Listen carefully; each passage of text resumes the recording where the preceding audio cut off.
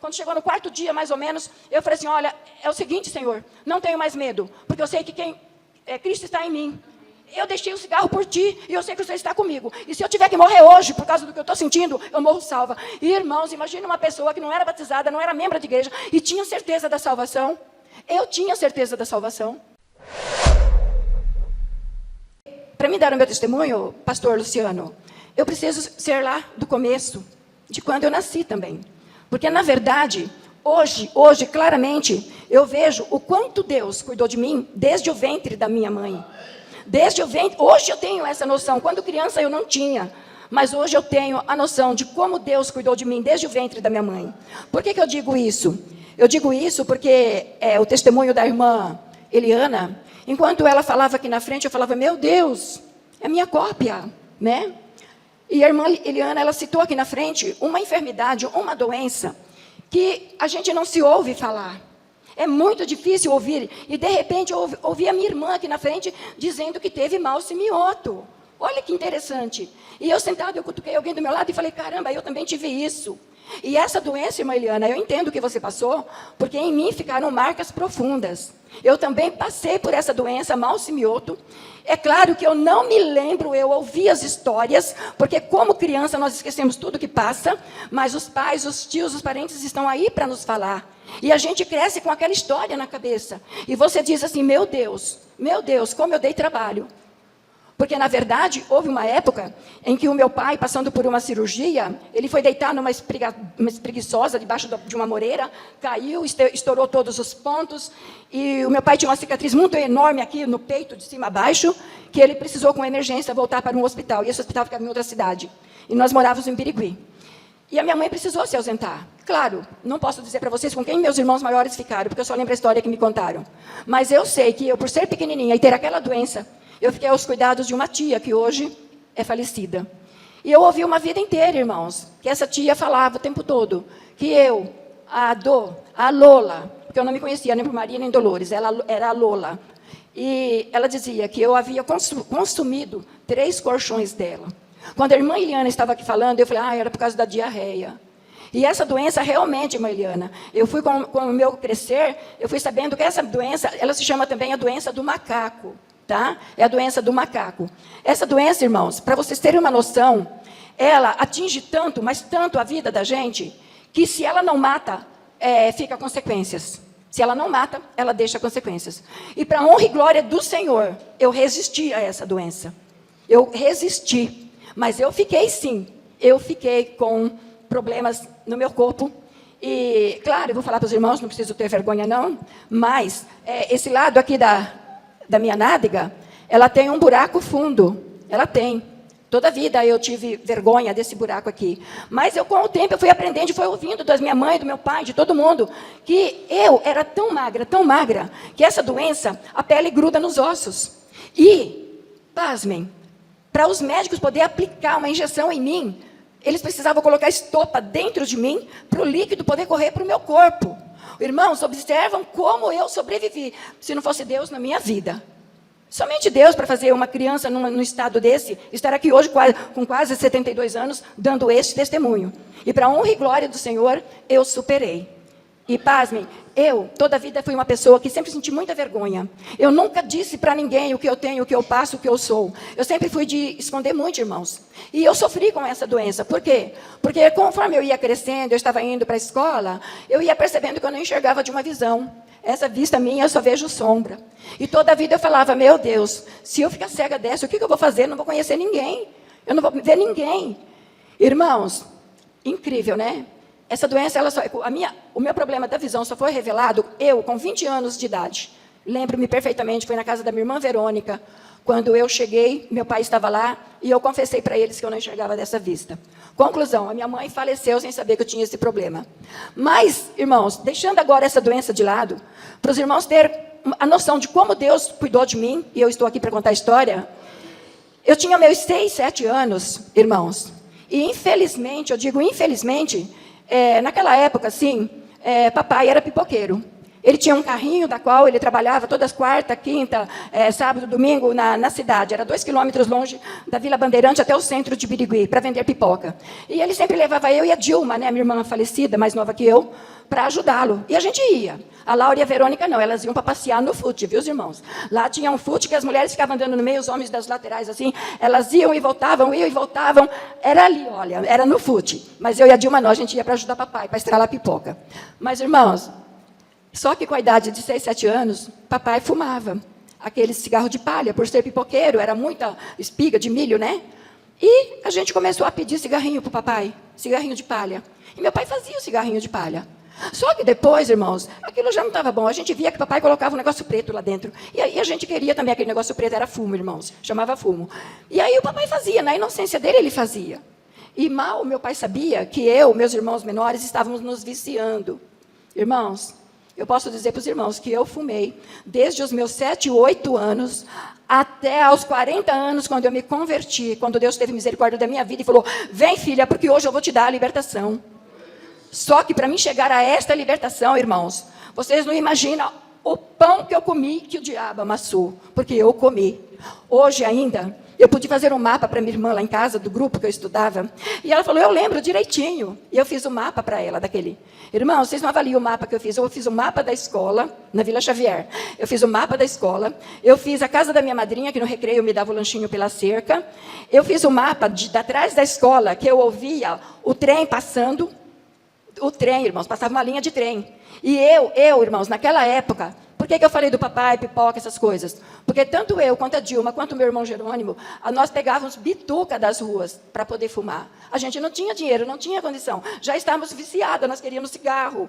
Irmãos, eu não tenho vergonha de falar, porque eu fui salva, Deus cuidou de mim. Meu Deus, nós saímos, quando terminava aquele fute, estava repleto de cigarros jogados naquelas calçadas. Eu saía, falava, papai, eu vou lá no banheiro, que ficava lá na concha acústica. Mentira, irmãos, era para poder catar bitucas no chão. E a gente escolhia aquelas bitucas de cigarro e colocava dentro de um saco, escondido de papai, chegava ali, jogava no meio daquele piruá que ficava embaixo da pipoca que ele fazia. E quando era no dia seguinte, irmãos, lá ia eu, meu irmão Jerônimo, minha irmã Dilma, catar, escolher o cigarro. Sabe por quê, irmãos? Porque ali tinha cigarro babado, tinha cigarro nojento, irmãos. E a gente separava os melhores. Foi terrível aquela minha vida. Foi terrível. E a gente, o papai e mamãe não percebiam que estávamos fazendo aquilo. A gente escondia, fazia um buraco, era terra, né? Escondia dentro. E quando a gente queria fumar escondido de papai e mamãe, ia lá e pegava o cigarro. O quintal era muito grande, né? A gente se vazava lá nos mandiocal e a gente fumava. Irmãos, e aí também eu pude ver o quanto Deus me livrou. Eu lembro, não sei se hoje ainda existe essa marca de cigarro, mas uma das que eu mais gostava de pegar nas calçadas era um tal de Consul. Por quê? Quando tragava aquele cigarro, vinha um gostinho de hortelã na garganta. Nossa, era uma delícia, irmãos, aquele cigarro.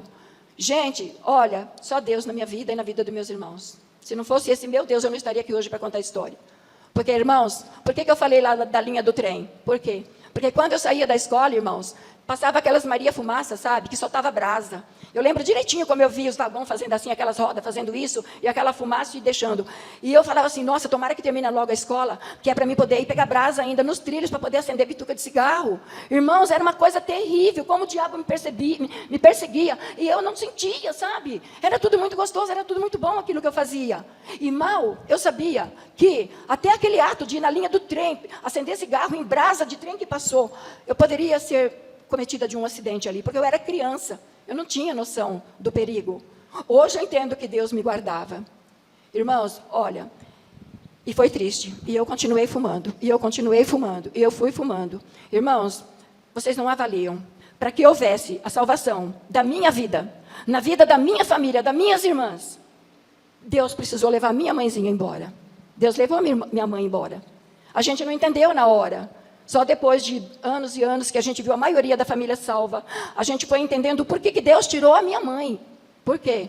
Porque quando a mamãe veio para cá em 67, a mamãe não acostumou aqui, e no ano 70 ela veio a falecer. Irmãos, com 45 anos, muito novinha, tendo 8 filhos, ela não se adaptou aqui, foi acometida de um AVC.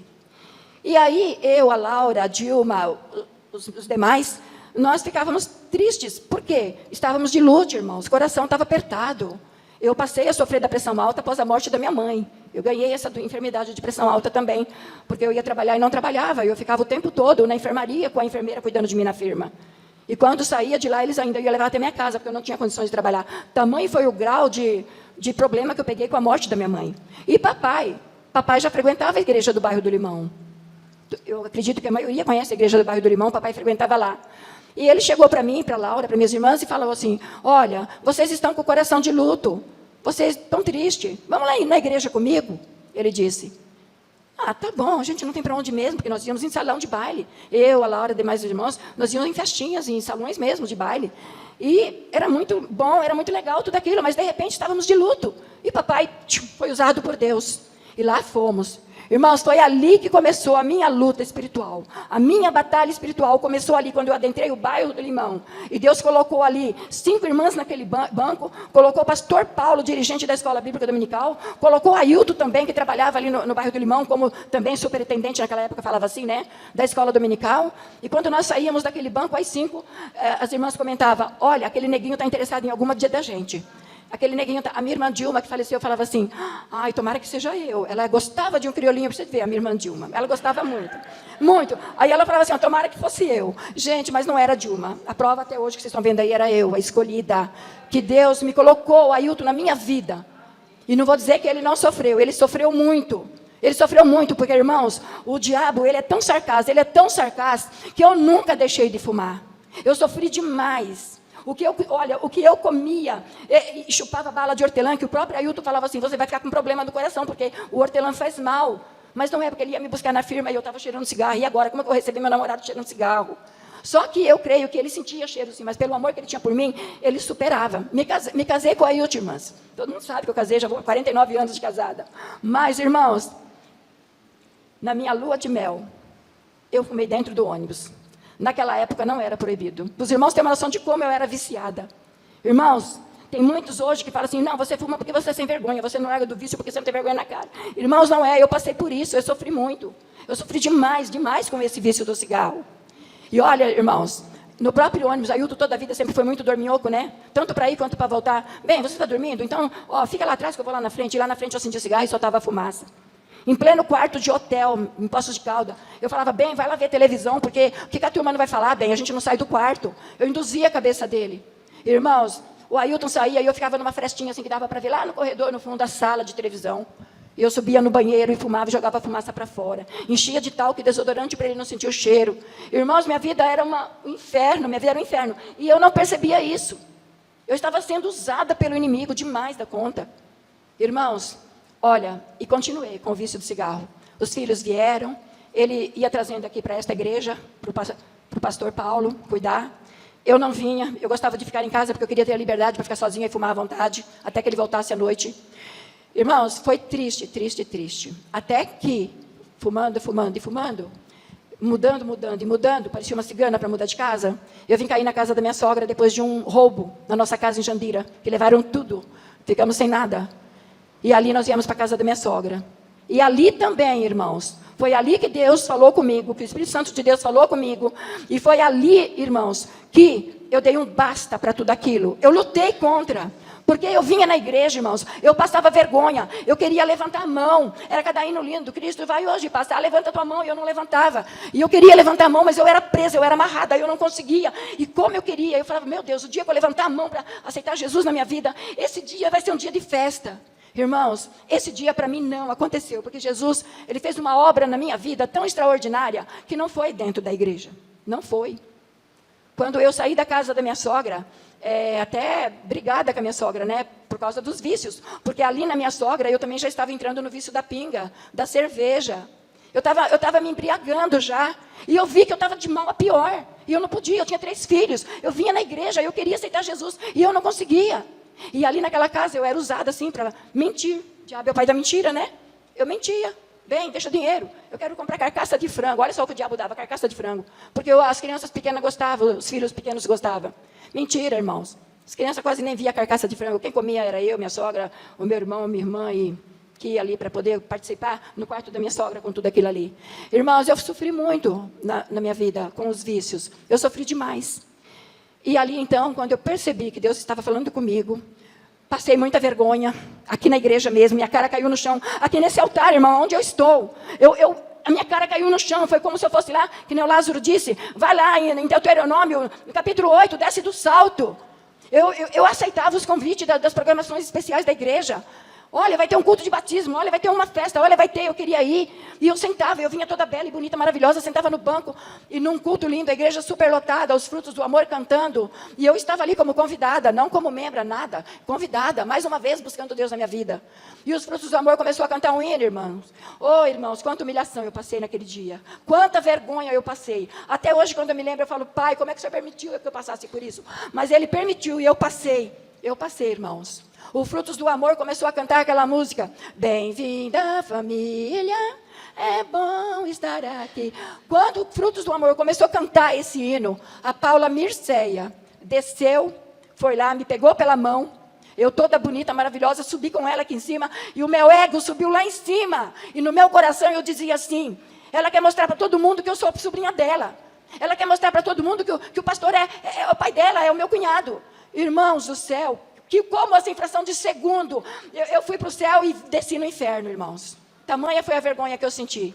Tamanha foi a vergonha. Porque logo na sequência, mais uma sobrinha foi lá e trouxe mais um irmão para cima. E daí foi outro, e trouxe mais um. E foi outra menina, e trouxe um visitante. E aí a minha ficha aqui em cima, morrendo de vergonha, vermelha. E eu falava, meu Deus, não era nada disso. Mas naquele culto, eu tive o entendimento de que aquele conjunto, eles queriam que eu fizesse parte da família de Cristo. A família Jardim Cachoeira, não a família Palmares Lopes. Não. Eles queriam que eu fizesse parte da família de Cristo, da qual eu sou até hoje. Mas eu senti muita vergonha, porque eu desci do pedestral, eu desci do salto. E eu encarei essa realidade. E tudo isso foi fazendo um mover na minha vida, um mover no meu coração. Irmãos, e ali na casa da minha sogra, depois de tantas mudanças, aonde que eu fui parar? Eu fui parar em Morato. A minha irmã Ana falou assim, olha, tem um quartinho lá e você vai e mora lá comigo. E eu fui, irmãs, com minhas 3 crianças. E ali naquele lugar, vocês não imaginam, irmãos, o quanto eu fui usada, porque o Satanás me usava. A minha irmã Ana, ela, coitada, que dó da minha irmã Ana, ela era desviada da igreja, ela se batizou no bairro do Limão, mas ela se desviou. Mas ela queria voltar para Cristo. Quem é que estava impedindo ela de voltar para Cristo? A Dolores estava impedindo ela. Porque ela chegava para mim e dizia assim, Dolores, vamos parar de fumar? Vamos parar. Eu mandava ela cuidar da vida dela, já tinha brigado com o Ailton. Estou ali sozinha para poder fumar. Agora vem você mandar eu parar de fumar? Para você, deixa eu. E aquilo a Ana fazia constante. Vamos parar de fumar. Ela fumava e eu fumava. Ela fumava e eu fumava. Irmãos, um dia, irmãos, quando eu estava lá fumando no meu quintal e ela na casa dela, ela desce de novo. Dolores, vamos parar de fumar? Naquela noite eu não dei a resposta, mas eu fui deitar preocupada com a minha irmã. Olha como o diabo põe culpa na gente, irmãos. Eu fui deitar muito preocupada, e eu conversava com Deus, e eu falava, Pai, eu não consigo deixar o cigarro. O Senhor sabe que eu já tentei. O Senhor sabe, o Senhor é testemunha que eu tentei. Teve uma vez aqui na Santa Maria, disseram que eles iam tirar das prateleiras das farmácias o comprimido Nicotilés, que era antivício. Eu fiquei que nem louca em todas as farmácias, comprando tudo quanto é comprimido, para eu deixar de fumar. E quando eu punha aquele comprimido na boca, ele tinha gosto de cigarro. E eu terminava e eu queria fumar. Gente, eu tentava, Deus era testemunha que eu tentava. Eu queria deixar e não conseguia. E quando eu ia deitar, pesava na minha consciência. Meu Deus, se a minha irmã falece hoje, eu sou a culpada dela ir para o inferno. Porque ela quer voltar para os caminhos de Deus. Ela quer deixar o cigarro. E naquela época, irmãos, eu achava que, por o meu corpo estar contaminado, eu achava que, eu ouvia direto nos cultos, que o nosso corpo é o templo do Espírito Santo, que ele habita em nós. E eu falava, como é que eu vou levantar a mão? Como é que eu vou aceitar Jesus e colocar ele aqui dentro com nicotina, cigarro e pinga e tudo? Eu não posso fazer isso. Eu era amarrada, eu não podia fazer isso. E a minha irmã, na minha mente, eu falava, meu Deus, se ela morrer, ela vai para o inferno e eu vou ser culpada. E Deus foi falando comigo, irmãos, foi falando comigo. E naquela época, o Ailton trabalhava em Diadema. Ele dormia aqui na minha sogra, ele só ia para lá de quarta e sexta-feira, né? E naquela semana, justo na quarta, ele não foi, ele só foi na sexta. E justo naquela semana, quando a minha irmã desceu e falou, Dolores, vamos deixar o cigarro? Algo disse para mim, é agora, filha, é agora ou nunca. Eu olhei para ela e falei, Ana, eu topo. Olha, irmãos, como que foi. Ana, eu topo. Aí ela, você está falando sério? Estou falando sério, sim. Então vamos fazer o seguinte, eu tenho 2 maços de cigarro. Eu vou fumar até de noite, meia-noite. À meia-noite, eu e você vamos lá no campinho, que tinha um campinho de futebol na frente da nossa casa, e a gente vai jogar o cigarro fora. E depois disso, a gente não vai mais fumar, uma vai dar força para a outra. Irmãs, imagine a Dolores ali, fumando um cigarro atrás da outra, para dar conta de acabar com 2 maços de cigarro que eu tinha guardado. Imagina, irmãos, foi uma luta. Eu não conseguia acabar, claro. Era muito cigarro que eu tinha escondido. Mas quando deu meia-noite, ela veio. Vamos lá? Vamos lá. Subimos lá, uma escuridão, irmãos. Atravessamos a rua e adentramos o mato e lá jogamos o cigarro. E voltamos para casa sem nada. Dolores, vou orar por você e você ora por mim. Irmãos, eu fiquei 3 noites com o meu corpo naquela cama, irmãos. Eu falava, vou morrer, não vou amanhecer o dia, estou morta. Porque repuxava o couro do cabelo, repuxava minhas pernas, me dava cãibra. Eu torcia na cama. E eu falava, vou morrer. É a abstinência, é o cigarro que eu quero. E quantas vezes eu falava, e se eu levantar, escondido lá no mato, procurar o cigarro? Tinha medo de cobra. Eu falava, não posso ir. Eu vou trair minha irmã. Eu não posso ir. Passou 1 dia, passou 2 dias, passou 3 dias, irmãos. E eu ali naquela agonia, o couro do cabelo. Quando chegou no 4º dia, mais ou menos, eu falei assim, olha, é o seguinte, Senhor, não tenho mais medo. Porque eu sei que Cristo está em mim. Eu deixei o cigarro por ti e eu sei que o Senhor está comigo. E se eu tiver que morrer hoje por causa do que eu estou sentindo, eu morro salva. E irmãos, imagine uma pessoa que não era batizada, não era membro de igreja e tinha certeza da salvação. Eu tinha certeza da salvação. Eu tinha certeza da minha salvação. E eu não tinha medo. E ali, como eu já conhecia um pouco a Bíblia, eu já comecei a falar, diabo, você vai fugir, porque comigo não. Eu não vou fumar. E quando foi na sexta-feira, irmão, depois da semana toda, uma terça-feira mais ou menos, quando foi na sexta-feira, o Ailton chegou em casa, eu lembro direitinho, assim, ele no banheirinho, tirando a barba, eu assim na porta, e eu cheguei para ele e falei assim, bem, compra um buquê de flores branca. Aí ele, você ficou louca? Para que buquê de flores branca? Falei, bem, eu quero levar para minha sogra. Eu deixei de fumar. Ele olhou para mim e falou, o que você está falando? Você está brincando comigo? Falei, não, bem, eu estou falando a verdade, eu deixei de fumar. Jesus entrou na minha vida, eu quase morri, mas eu superei. Ele ficou apavorado e ele falava assim, mas por que você não me ligou? Eu largava o serviço, largava tudo e eu vinha para ficar com você. Ele falava, porque ele viu que eu fiquei à beira da morte. Mas Deus estava comigo e eu não tinha medo de morrer. E eu não morri, tanto que eu estou aqui, dando esse testemunho. Irmãos, e daí ele disse, mas você está brincando? Eu falei, bem, você sabe como eu saí da casa da tua mãe? Hoje eu estou liberta para chegar nela, chegar para ela, dar um abraço nela e falar assim, Dona Maria, as coisas velhas já passaram, eis que tudo se fez novo. Eu sou uma nova criatura e eu te amo, minha sogra, porque eu amava a minha sogra. Eu amava a minha sogra, de paixão, amava mesmo. Mas o diabo queria destruir não só a minha vida, mas a vida dela também, a vida da Ana, a vida de outras pessoas. E ele foi um derrotado, porque para a honra e glória do Senhor, até a minha sogra também morreu salva. Para a honra e glória do Senhor. A minha irmã Dilma, que também estava no vício, ela foi batizada junto comigo no dia 1º de setembro de 91. Ela foi batizada comigo. A minha filha, Roseli Cristina, ela tinha 10 anos na época, perdida totalmente, não tinha ninguém para dar esse apoio para ela. Filha, estou junto contigo. A Roseli se batizou junto comigo. Irmãos, vocês não imaginam a festa que foi. O pastor Paulo morava aqui, fizeram um churrasco. Olha, eu ganhei roupa nova, a Dilma ganhou roupa nova. Nós nos apresentamos à noite no culto de roupa nova. Deus revestiu a nossa vida por dentro e por fora. Por dentro e por fora. Olha, foi um dia de festa. Deve ter fita gravada com esse batismo nosso. Foi um dia de glórias, aleluia. Eu fico imaginando o quanto o céu, os anjos se fizeram festa, porque aqui embaixo tinha festa. A igreja estava em festa, os meus irmãos estavam em festa, a minha família estava em festa. Nós tínhamos sido libertas. E a prova era, nós estávamos passando pelo batismo. E olha, irmãos, e o fogo do Espírito Santo entrou na minha vida de uma tal maneira, de uma tal forma, que naquela época a Paula Mirceia estava aqui fazendo uma EBF.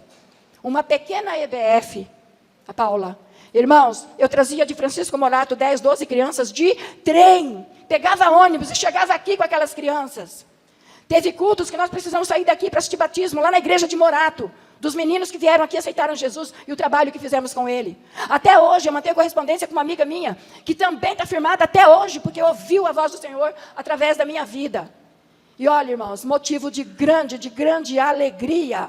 E eu vinha com aquelas crianças para a EBF, e aqui eles aprendiam, eles cantavam, e quando dava, a gente morava em Morato, ia no culto lá também, para acostumá-los lá, porque era lá que eles tinham que ficar, e não aqui, né? E nós tínhamos que adaptá-los para eles se batizarem lá, e assim foi, irmãos, até que, 91 em setembro, quando chega no final do ano, começou tudo a ficar muito forte na minha vida, muito forte. E eu digo mais para vocês, tão forte que uma pessoa disse assim, esse fogo que ela está sentindo, eu dou 2 semanas para acabar. Isso aí é fogo de palha de crente novo. Isso também me feriu muito, porque eu ouvi isso.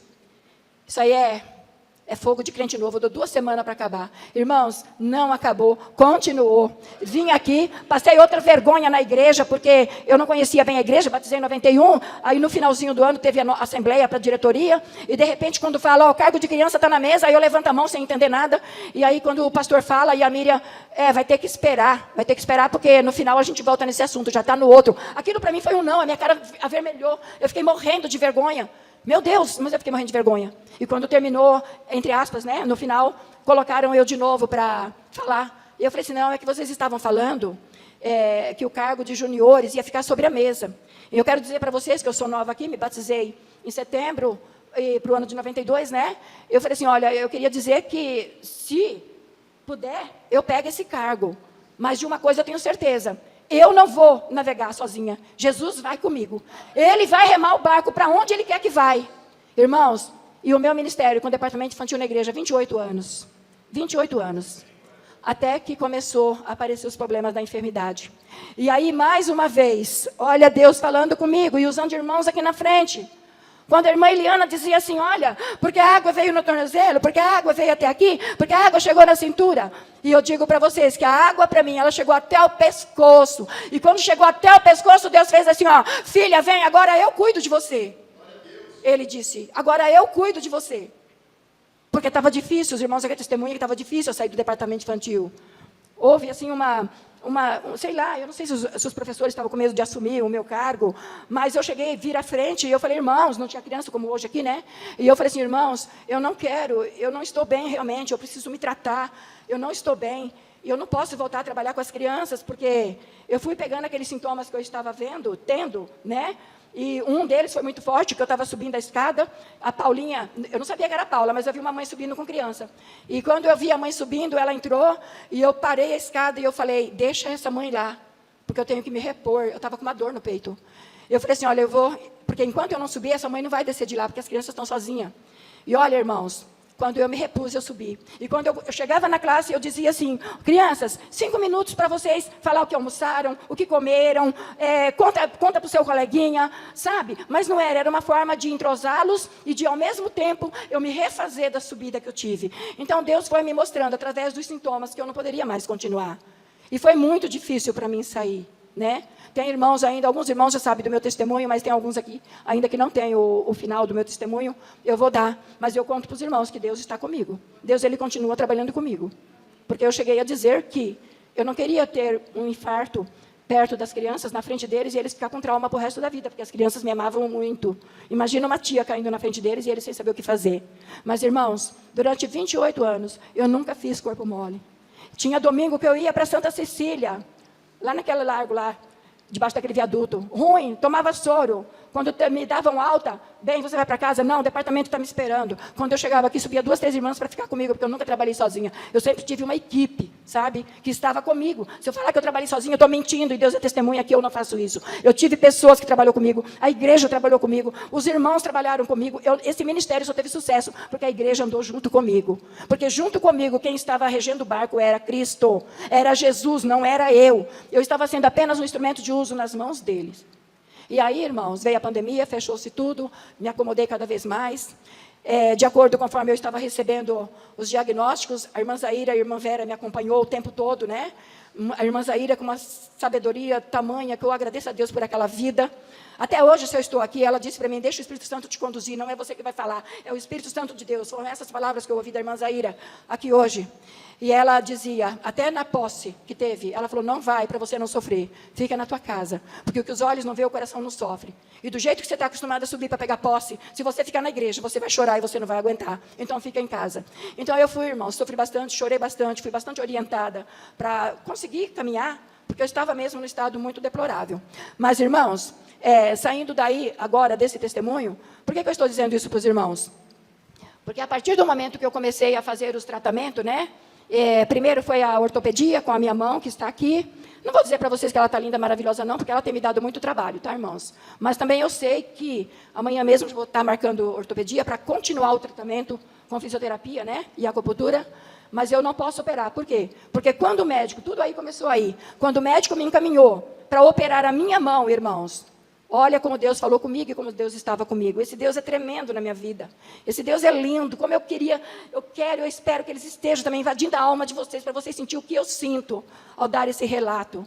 Eu fui encaminhada, todos os exames feitos para fazer a cirurgia da mão.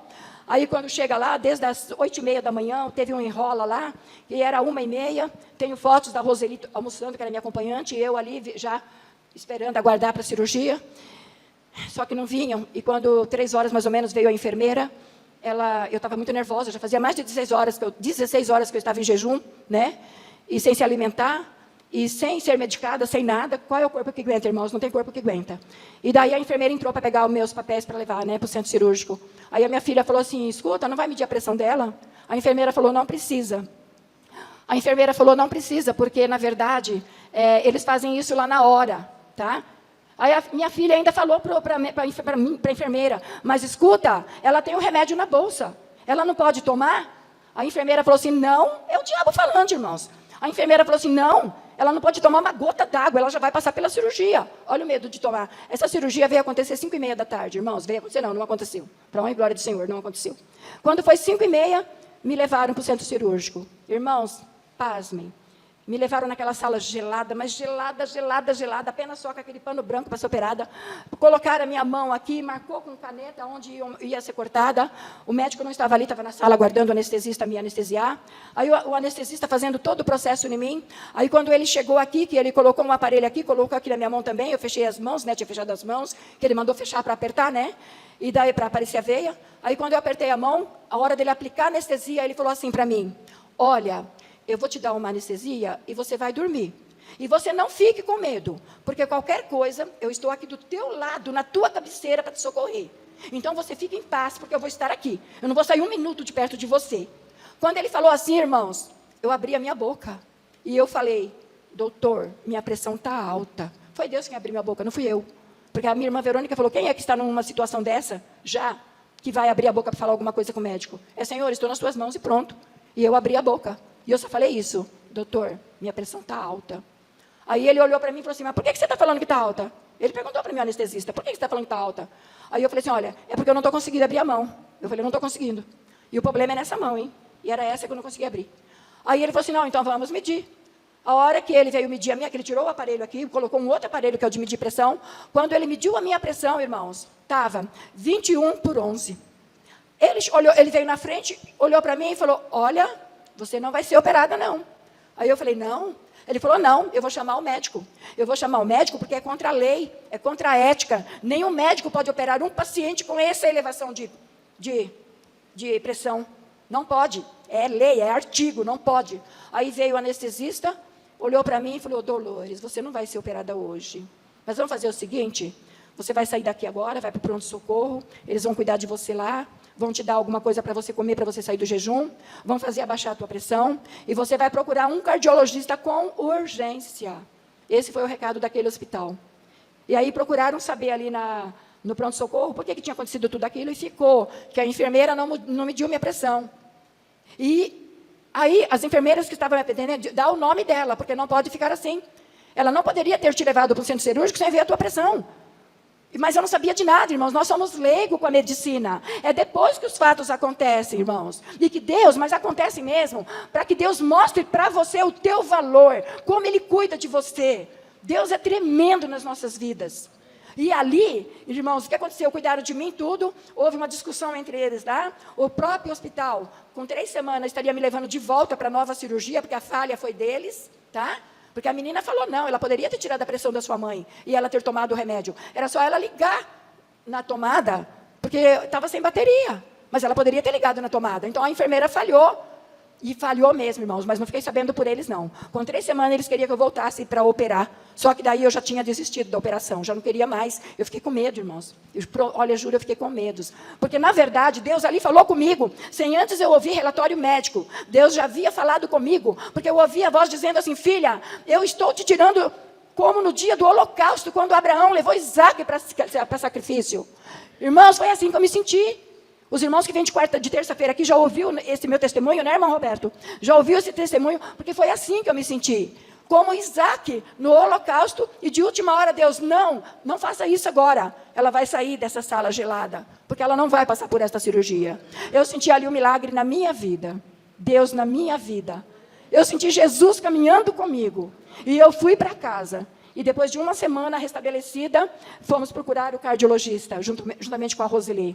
E aí, irmãos, quando chega o irmão Natalino, acompanhou um bom tempo comigo, depois eu parei de falar com ele, mas ele acompanhou um bom tempo, que eu relatava tudo para ele. O cardiologista, trabalhando comigo, aí me dá um papel para me fazer um cateterismo, que era um exame para ver o que eu tinha no meu coração, e ele disse assim, você vai fazer todos os exames para que você possa passar por esta cirurgia, né, para ver o que está acontecendo com o teu coração, porque eu não posso fazer nada, somente isso. Mas de uma coisa eu tenho certeza, o que aconteceu na tua vida foi um milagre. Eu ouvi isso do médico, irmãos. Eu ouvi isso do médico, sabe por quê? Então, eu não sabia antes. O médico falou assim, ó, se o anestesista tivesse te dado a injeção, teria dado um AVC na hora e o coração pararia na hora. Você não estava aqui para pedir socorro agora. Foi isso que eu recebi do médico. Irmãos, ali, mais uma vez, eu tive a certeza de que Deus estava comigo. Porque veio de um especialista, cirurgião, dizendo, naquele dia, se você não fala que estava com a pressão alta, a hora que ele aplicasse em você, anestesia, porque ele não ia saber se a tua pressão estava alta. Ele só ia saber, quando a enfermeira falou, porque quando começa a operar, já marca naquele painel a pressão, a temperatura, o coração, passa tudo. Isso que a enfermeira quis dizer para mim, e não tirou a minha pressão. Mas eu teria tido ali esse choque no cérebro e também no coração. E eu não estaria aqui hoje para contar essa história. Então, a partir dali, através da minha vida, foi agradecer a Deus, dar o testemunho aqui na igreja para os pequenos irmãos que estavam aqui, junto conosco, porque eu falei, irmãos, Deus, eu não sei quais são os planos que Deus tem para mim. Eu não sei, mas eu vou continuar seguindo esse Jesus, porque Ele tem o melhor preparado para mim. E também não sei se eu estou aqui hoje, porque eu estou a serviço dEle, e eu toda a vida nunca tive medo, e eu sempre disse, Senhor, eis-me aqui, envia-me a mim. Aonde Tu queres que eu fores, me envia, eu não sei qual a forma, mas o Senhor me usa para o louvor da Tua glória, porque pela salvação que eu tive em Cristo Jesus, pela libertação, irmãos, que eu tive na minha infância com mau semioto, tá? Fiz a cirurgia, hoje leio até bula de remédio, claro que com uma vista só, com a outra não, mas eu leio até bula de remédio, já tem quase 12 anos que eu fiz a cirurgia, é Deus cuidando de mim. Eu não peguei um câncer, eu não peguei uma tuberculose no meu estômago, irmãos, com aquele estoco de cigarro, porque Deus cuidou de mim, porque ali era a boca de todo mundo. E não fica só aí não, irmãos, não fica só aí não, porque hoje eu estou aqui para descarregar o que foi a minha vida, de como Deus me protegeu, porque na minha cidade de Birigui, de quinta-feira, tinha uma rua, era interditada, e naquela rua tinha Ben-Hur, acho que os mais, sabe o que é um Ben-Hur? Para mim, eu era muito criança, quando eu ia lá naquela, que eu passava a noite com meu pai para vender pipoca, eu só via uns cavalos correndo lá, e mocinhos armados, e falava que era Ben-Hur, mas era um filme grátis, porque aí não tinha dinheiro, e o povo se assentava, Vera, agora você vai saber, né, Vera? E o povo se assentava ali naquela calçada toda. No dia seguinte, sabe o que eu fazia? Eu falava, mãe, eu vou dar umas voltas por aí, mãe. Era vila, né? Eu falava, mãe, vou dar umas voltas. É mentira, irmão. Sabe o que eu ia fazer? Eu ia lá, olha, quase 1 quilômetro andando. Eu ia lá, sabe para quê, irmãos? Para pegar chiclete do chão. Eu tinha vontade de comer chiclete. Nós éramos pobres, nós não tínhamos condições. Tanto que papai veio para São Paulo antes de nós, para preparar o nosso caminho para a gente vir depois. A gente não tinha condições, nós passávamos privacidade. E hoje, olha que maravilha o que Deus tem feito na minha vida. De poder ajudar, de poder contribuir, de sentir prazer, de dar. Eu dou, hoje eu dou, eu não quero. Porque mais bem-aventurado é dar do que receber.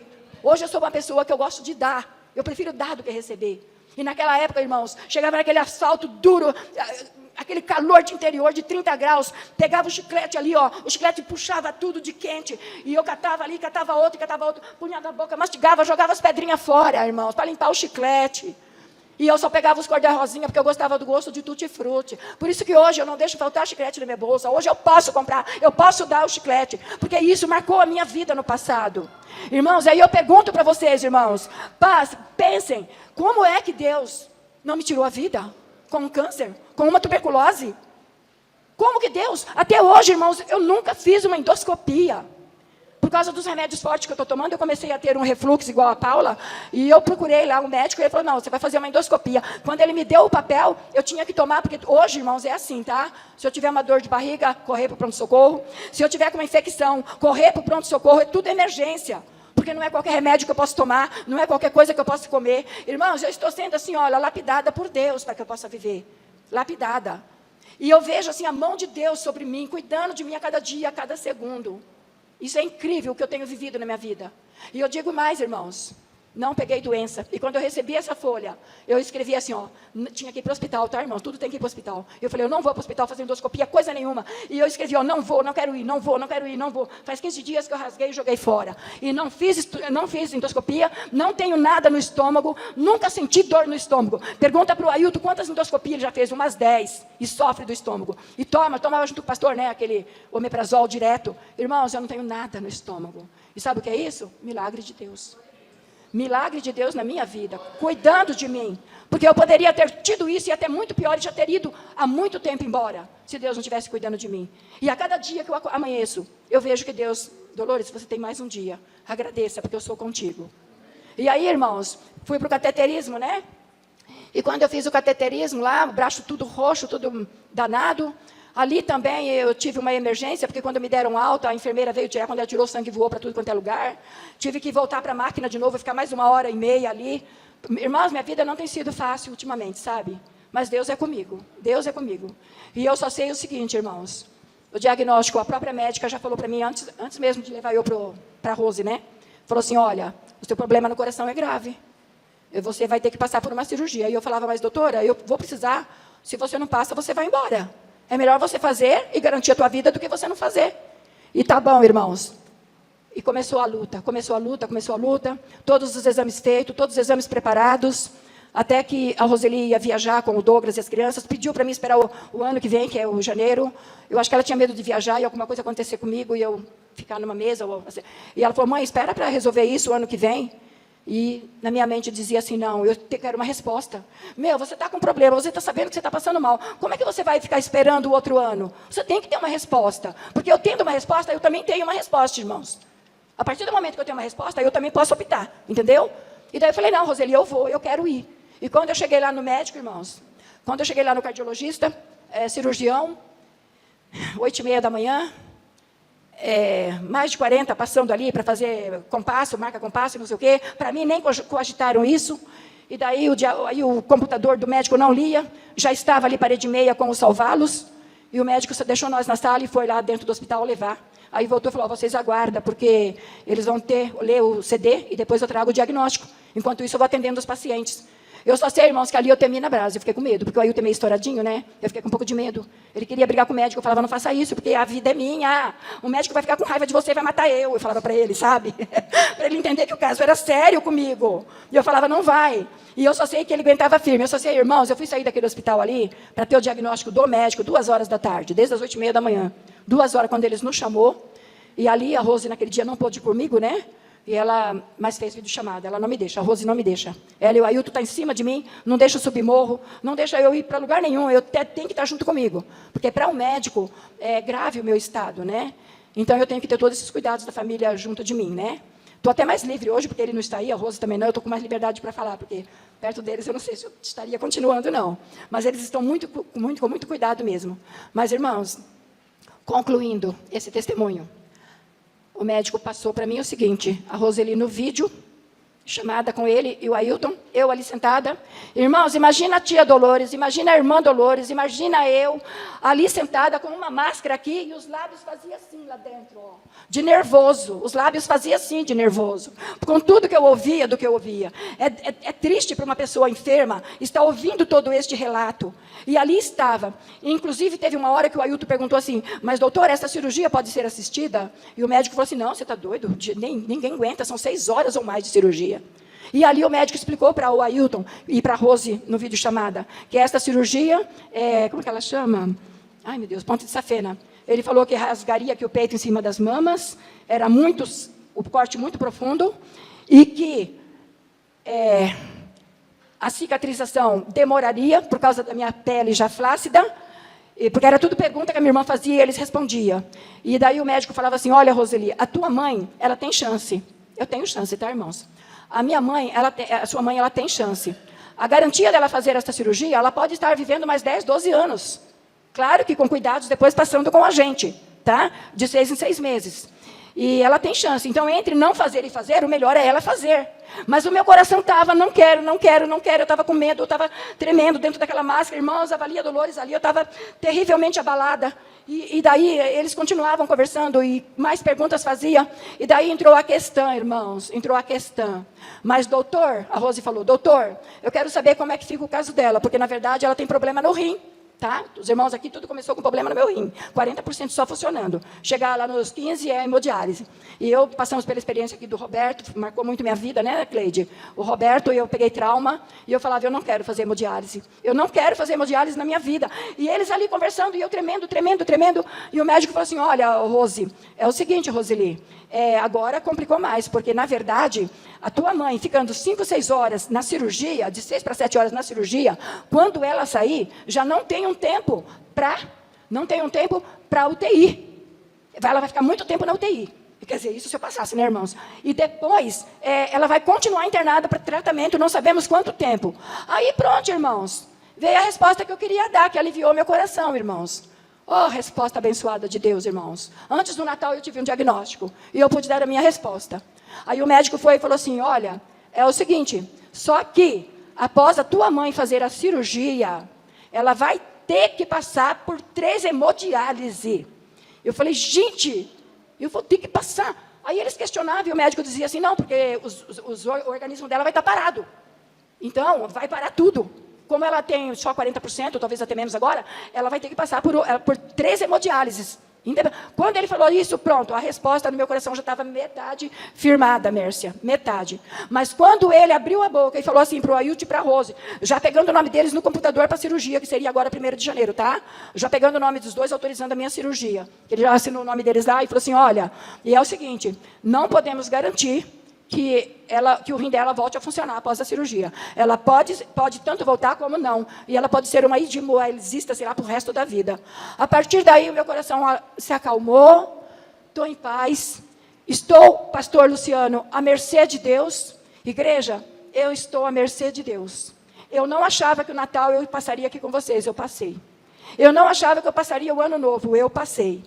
Eu estou vendo que o meu aniversário está chegando perto, eu acho que eu vou chegar até meu aniversário também. Mas assim, eu tenho um papel na minha bolsa, que se eu passar mal ali fora, no hospital, eles vão saber o que faz comigo, porque a nefrologista já deu todos os diagnósticos, caso eu tenha uma emergência, para o hospital estar me recebendo. E é isso daí, irmãos. O meu testemunho, eu sempre, toda a vida, eu me frisei muito no Salmo 23, tá? Eu gostaria que colocasse o Salmo 23, nós vamos estar terminando com o Salmo 23, porque se o Senhor é o meu pastor, nunca me deixou faltar nada. E se eu vivo a cada dia, eu vivo pela graça do Espírito Santo de Deus. Eu cheguei até a fazer, olha, nem precisei, porque Deus me acalmou para dar esse testemunho. Não abri nenhuma folha. Mas nós vamos estar recitando junto com a igreja o Salmo 23, tá? E depois eu vou deixar só mais uma palavrinha aqui que eu peguei também, de uma mensagem. Salmo 23. Vamos lá, igreja? Vamos colocar de pé para falar esse salmo? Eu sei decor, não vou nem olhar na Bíblia, tá? Vamos lá? O Senhor é o meu pastor e nada me faltará. Deitar-me faz em verdes pastos, guia-me mansamente às águas tranquilas. Refrigera minha alma, guia-me pelas mesas da justiça, por amor do seu nome. Ainda que eu andasse pelo vale da sombra da morte, não temeria mal algum, porque tu estás comigo. A tua vara e o teu cajado me consolam. Preparas uma mesa perante mim, na presença dos meus inimigos. Unges a minha cabeça com óleo, e o meu cálice transborda. Certamente que a bondade e a misericórdia me seguirão todos os dias da minha vida, e habitarei na casa do Senhor por longos dias. Os irmãos podem sentar. E eu vou deixar aqui para os irmãos lá em Filipenses 4:3, que diz assim, olha, 4:3 diz assim, ó. Ele expressa que nada é impossível para ele com a ajuda de Jesus. Tudo posso naquele que me fortalece. Então vocês percebam aqui que Paulo diz o quê? Tudo eu posso naquele que me fortalece. Nada me faltará, porque Deus está comigo. Mesmo que eu ande pelo vale da sombra da morte, como eu estou andando agora, mas eu creio que a cada dia, para mim, na minha vida, é um dia de vitória. E eu deixo aqui para os irmãos a frase que eu peguei no celular, que a gente recebe. A vida é um milagre. Acordar todos os dias é como ouvir de Deus dizer: recomece, eu estou contigo.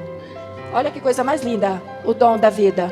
Irmãos, então sejamos, como Josué, sempre confiante que Deus, aonde ele estivesse, Deus estava conduzindo ele. Ele não ficou sozinho após Moisés passar o cajado para ele. Porque na verdade, quem pega esse cajado, quem rema o barco, como está remando hoje no departamento infantil, como Deus ainda está remando agora na minha vida e cuidando de mim, eu só tenho que agradecer a Deus. A Ele toda a honra e toda a glória seja dada em nome de Jesus.